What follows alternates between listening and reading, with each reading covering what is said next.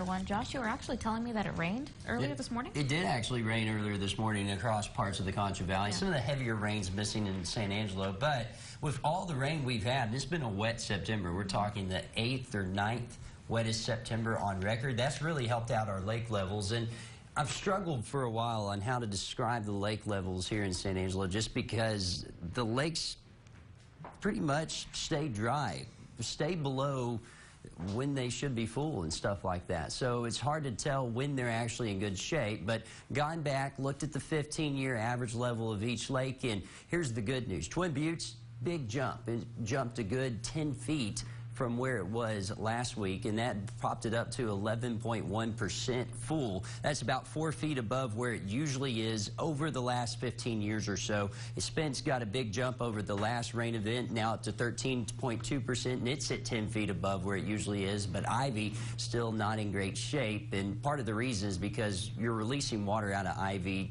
down the Colorado River. We're also using it for our own water, and then also Ivy's just a bigger lake. So it's going to take a while to get these lakes back to where they should be, but at least we've kind of come back from the water that we evaporated over the summer. That's the good news. Today was a cooler day, though, and it's going to be a cool morning tomorrow. 73 was our high, low was 61, average should be 85 and 60, 106 and 38. This is the first fall front we've had this year. Came on about when it usually should. Of course, a few weeks ago I told you the average fall front date was around the 27th of September. That's pretty close to where we're coming. Cool morning coming on, and we're going to be warmer tomorrow, and then an unsettled forecast hanging around with a gradual warm-up. A little bit of drizzle might be showing up on radar. It's possible that you see some rain overnight, but not likely. I think most of us stay pretty dry, although we did have some rain across portions of the Concho Valley earlier today. Of course, the rain that moved through this morning in San Angelo only topped out a few half-inch totals off to the east, and even about a quarter-inch total there towards Sonora. No flooding rains there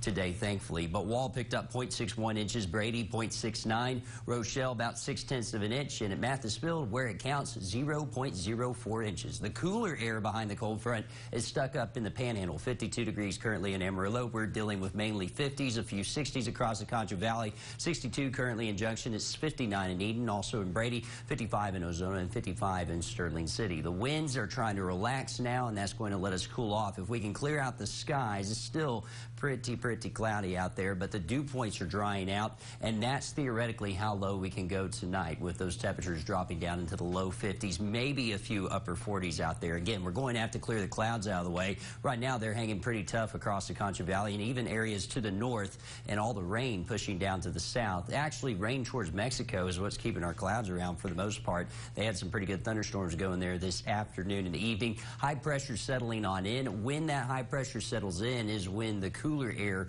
completely arrives, and it's going to be settling in just to our north. You can see the dry air working south. If we can get that dry air coming in, it'll help clear out those clouds quicker, and that will help cool our temperatures off by morning. But they're going to be stubborn to clear by the time we get into your Thursday morning. Going to start off with those temperatures in the low 50s. We're climbing up into the 80s, or the upper 70s, though, rather, as we go into tomorrow afternoon. And then Friday starting off in the 60s and climbing up into the upper 70s and a few 80s out there as well. So for tonight, I'm talking about those temperatures getting down to the 50s. The dry air is coming in, but then it works back up to the north. Moist air comes in as we go into Sunday and Monday. That could bring those rain chances back. But for tonight, we're going to see those temperatures falling down into the lower 50s. Some of you will wake up in the upper 40s, especially over towards Sterling, Erie, and Coke County. If you live in one of those outlying areas, you got a better shot at dropping down to the 40s.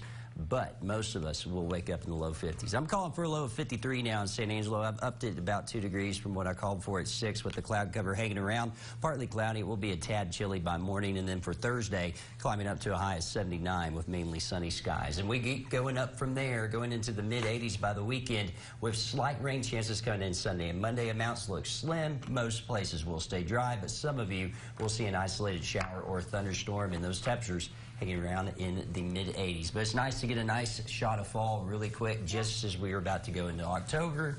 Needs to feel a little bit more like fall with Halloween coming up. Everyone pulling out their sweaters, their coats, and it's just nice to feel it for once. Yeah. All right. Thanks, Josh. And coming up after the break, see the tradition in one family that is being